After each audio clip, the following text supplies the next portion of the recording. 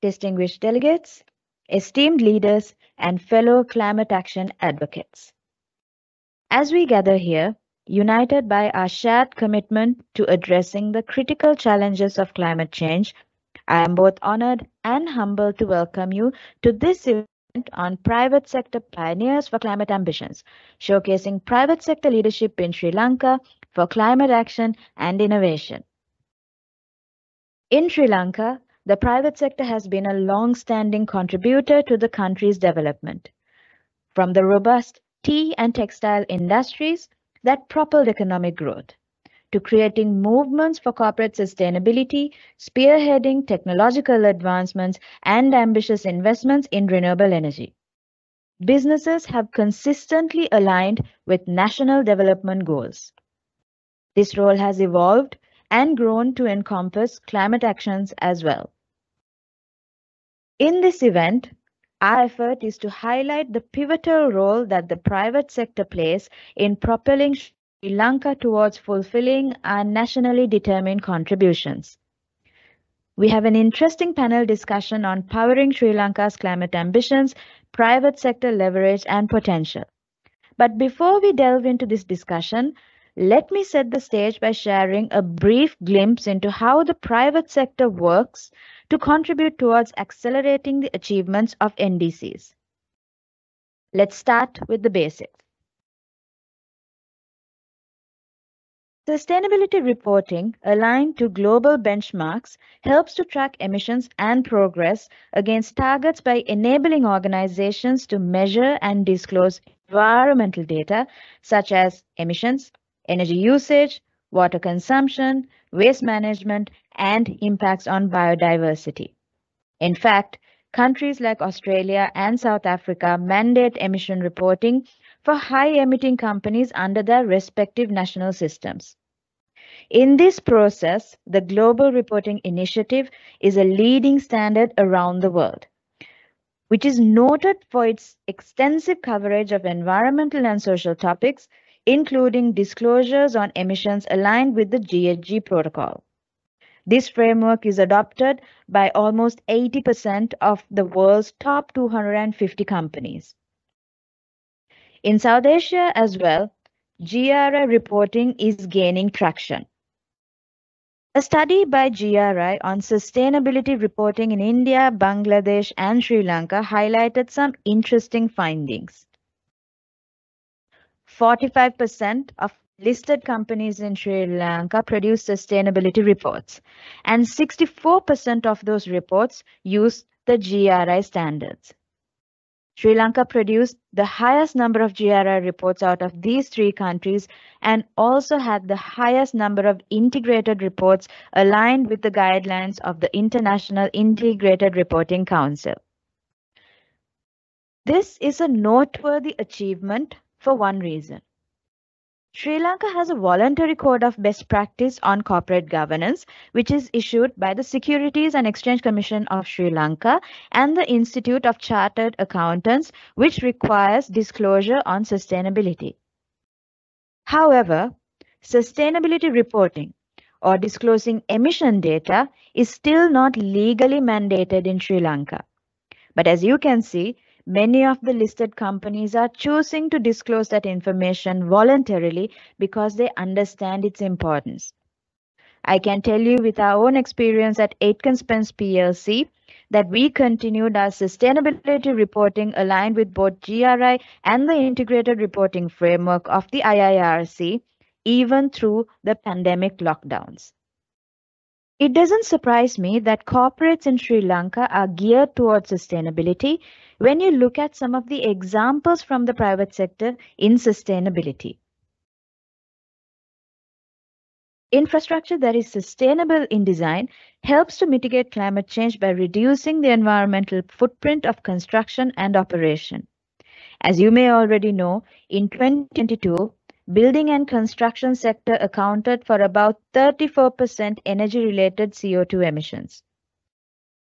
To build an economy that prioritizes decarbonization, sustainable infrastructure is a necessity. We Sri Lankans have been inspired by the best examples that have been left behind for us by our ancestors. From sturdy rainwater harvesting and irrigation systems that still sustain our communities, village structures that were designed to protect communities in emergencies, to architecture that coexists with the natural environment. We have seen how sustainable design can stand the test of time. In our times, we add on to these examples in our own way. Let me elaborate on some examples. As you may know, LEED stands for Leadership in Energy and Environmental Design, and it is the world's most widely used green building rating system. These buildings promote sustainability in the built environment and are designed for energy efficiency, reducing waste, and using sustainable resources.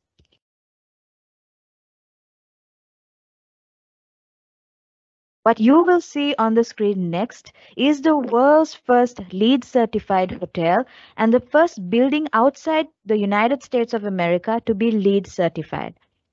It is a purpose-built hotel owned by Aitken Spence Holdings PLC. When this hotel was being built almost 30 years ago, this was a risk for us because we had no peer examples to learn from or anyone to compare notes with. But even after almost 30 years of its construction, this hotel still stands as a compelling example that environmentally conscious building design is not only sustainable but also profitable.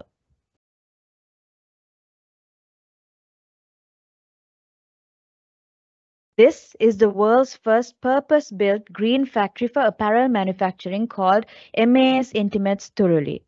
And it was built by MAS, a leader in the apparel manufacturing industry in Sri Lanka. I believe this factory was built under Marks and Spencer's Plan A Eco Initiative.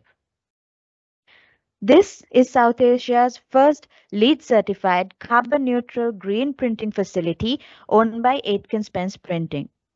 What is interesting is that when this factory was being designed, the sustainability team of Aitken Spence visited the Thuruli factory that you saw earlier for a field visit. The knowledge and experience they shared with us on that visit helped us to refine our design strategy, enabling us to identify effective practices and areas for improvement. This is Heriton Zara, the first LEED certified building in the Maldives, and it belongs to Aitken Spence PLC, a Sri Lankan company. These are just some examples of how the private sector in Sri Lanka has created a movement for purpose-built sustainable infrastructure. To my knowledge, there are almost 30 privately owned LEED certified buildings in this tiny island nation that is Sri Lanka, which only accounts for roughly 0.08% of global GHG emissions according to UNDP data. At Aitken Spence PLC, this is part of our strategy to build better before, so that the need to build back can be reduced. Our effort is to continually identify ways to improve our existing systems and invest in new systems so that the environment does not need to be protected from us. Similarly, many organizations have their own strategies to contribute meaningfully towards the country's sustainable infrastructure. For example, generating clean energy for the national grid. Companies in Sri Lanka are investing in renewable energy solutions to support Sri Lanka's ambitions towards transitioning to renewable energy. Let me share an example from Aitken Spence PLC. Sri Lanka, a resplendent isle rich in natural beauty. From crystal clear oceans and unspoiled beaches to lush forests and majestic mountaintops, our land is a treasure trove of nature's bounty. But every day, we put our beautiful island in jeopardy. Sri Lanka generates 7,000 metric tons of solid waste on a daily basis, 60% of which is produced by the Western Province. Our current disposal practices are the cause of immeasurable damage to the environment, polluting air, soil, and water. And if we don't stop now, the effects of what we do today will be felt for generations to come. The good news is that when managed correctly, solid waste can be a valuable resource and a vital cog in a system that can deliver a variety of social and economic benefits. It was this insight, along with the desire to preserve and protect our island, that inspired one of Sri Lanka's most respected conglomerates to enter the waste-to-energy arena. Aitken Spence is a pioneer in multiple industries and a leader in sustainable value creation. With the goal of providing Sri Lanka with a safe, eco-friendly waste management solution, Aitken Spence Power contracted with a renowned engineering company, China Western Power Company, and began construction of the country's first and only professional waste-to-energy plant, investing close to 15 billion rupees in the endeavor. The 10-megawatt power plant was ceremonially opened on the 17th of February 2021. The Colombo Waste-to-Energy Power Plant is a state-of-the-art waste management facility, providing an end-to-end solution to the problem of solid waste disposal in Colombo, with a processing capacity of 700 metric tons per day. The process begins when the municipal solid waste trucks arrive at our premises and are directed to our fully automated weigh bridges. The trucks are weighed both before and after the dumping process, and the relevant data is meticulously recorded. The waste is then tipped into the waste bunker and stored there for 3 to 7 days to allow for leachate drainage. Our grippers turn over the waste repeatedly to ensure even scatter and mixing. The waste is then transported to the incinerator via our feeder system. After being dried rapidly under high temperatures, it enters the incinerator where combustion begins at 850 degrees Celsius, ensuring that the waste is completely incinerated. The thermal energy generated heats the water in our boilers, and the steam that is created powers the steam turbine generator to produce electricity. In this way, the power plant contributes 10 megawatts of power to the national grid, which helps the CEB power households and businesses around the country with sustainable energy. Leachate from solid waste is one of the main polluters of groundwater around the world. At our power plant, the leachate collected is put through a rigorous 4-step treatment process that results in Class A water suitable for daily use. This water goes directly back into our processing system for use within the plant. Any additional water required is obtained from the Hamilton Canal and goes through our stringent in-house purification process prior to use. In the final stages of secondary combustion and processing, we are left with 2 types of ash. Bottom ash is collected and delivered to the construction industry to be repurposed for the making of bricks and paving stones. Our fly ash is treated at every stage and routinely tested to ensure that any emission is completely harmless and complies with Central Environmental Authority and EU standards and regulations.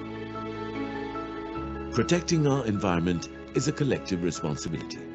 As a responsible corporate citizen, we want to contribute positively to sustainable urbanization by reducing the adverse environmental impacts of waste.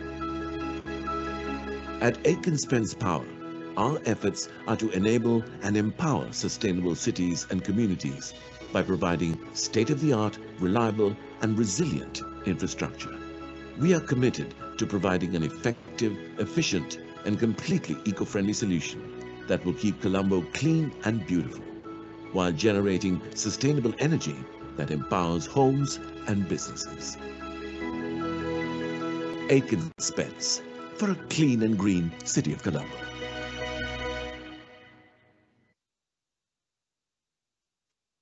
To reiterate, this power plant was built by Aitken Spence PLC at an investment of roughly 45.7 million US dollars. Not only is it supporting Sri Lanka's renewable energy targets, it is also reducing emissions from landfills. Spence PLC has also invested in solar energy and now owns and operates the largest utility-scale solar farm in Sri Lanka. 100% of the space on our rooftops in the plantation segment has been utilized for solar energy generation.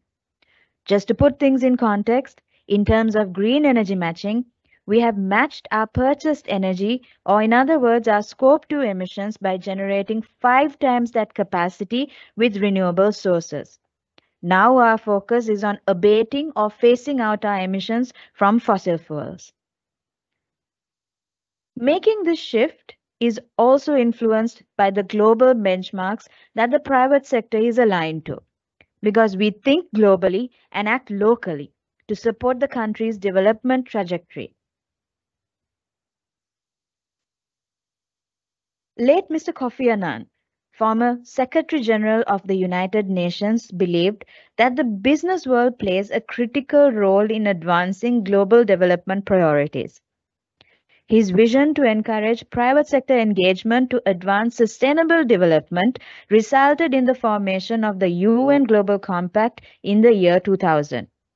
The Global Compact has been in Sri Lanka since the early 2000s, with 2 of the largest conglomerates becoming signatories as early as 2002.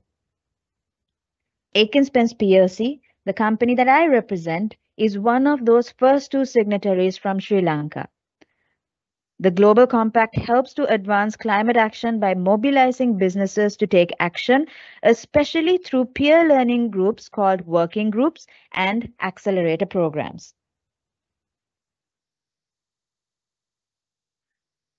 As a result of these engagements, 13 companies in Sri Lanka have signed commitment to the Science Based Targets Initiative, and 3 companies have already got their targets approved by SBTi. Many companies are at the moment also working on getting their targets approved by SBTi. Aitken Spence is the first conglomerate to sign commitment to SBTi, and we are working with the National Cleaner Production Centre of Sri Lanka to establish our targets. In fact, in many of these efforts, the private sector works together by sharing knowledge and experience and working with the public sector stakeholders to make progress on our commitments. Public-private partnerships are crucial in advancing climate action and ecosystem conservation. Many organizations in Sri Lanka engage with the Department of Wildlife Conservation to protect and preserve ecosystems through advocacy, education, and also by raising funds for their conservation efforts. For example, companies like Dilma and Aitken Spence sponsor orphaned baby elephants at the DWC's Elephant Transit Home and create awareness among clients and key stakeholders about the need to protect these gentle giants and their habitats.